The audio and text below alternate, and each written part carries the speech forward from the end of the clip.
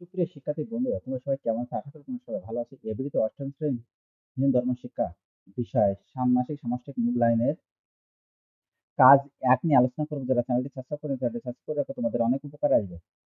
কাজ ১, গীতার আলোকে মতামত দিই। এরপর কাজ দেখো, গীতা থেকে পাওয়া শিক্ষার আলোকে ভেবে বলো তো তুমি কেন তোমার বন্ধুর জন্মদিন উদযাপন করতে চাও? তোমার মতামত বুঝিয়ে বলো। আমি এখন এর উত্তরে চলে যাচ্ছি। গীতা থেকে পাওয়া শিক্ষার আলোকে উদযাপন করার কারণ ও মতবাদ ব্যাখ্যা করা হলো। দেখো এখানে ব্যাখ্যা করা হয়েছে, তোমরা এটা পড়লে বুঝতে পারবে।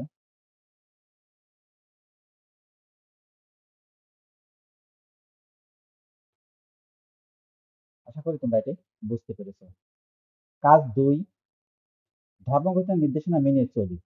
দলগত কাজ, গীতার নির্দেশনা অনুসরণ করে তুমি নিজের বন্ধু বা চেনা জানা কারোর জন্মদিনে কি ধরনের উদ্যোগ নিতে চাও এবং কেন এই উদ্যোগ নিতে চাও তা দলীয় আলোচনার মাধ্যমে তুলে ধরো। আমি দেখো এখন এর উত্তরে চলে আসছি।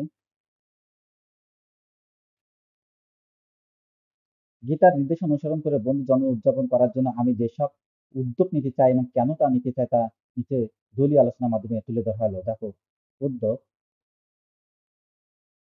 ১ নম্বরে প্রার্থনা ধ্যানের আয়োজন। তারপর আছে কৃতজ্ঞতা চিঠি লেখা। ৩, সমাজ সেবামূলক কাজ।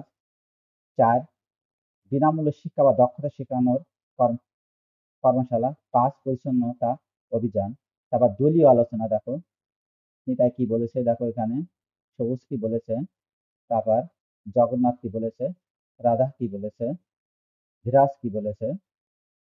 এই দলীয় আলোচনার মাধ্যমে আমরা গীতার শিক্ষার আলোকে বন্ধুর জন্মদিন উদযাপনের জন্য বিভিন্ন উদ্যোগ গ্রহণ করতে পারি, যা আমাদের বন্ধুকে আরো মজবুত করবে এবং সমাজের জন্য কল্যাণকর হবে। আশা করি তোমরা এটি বুঝতে পেরেছ।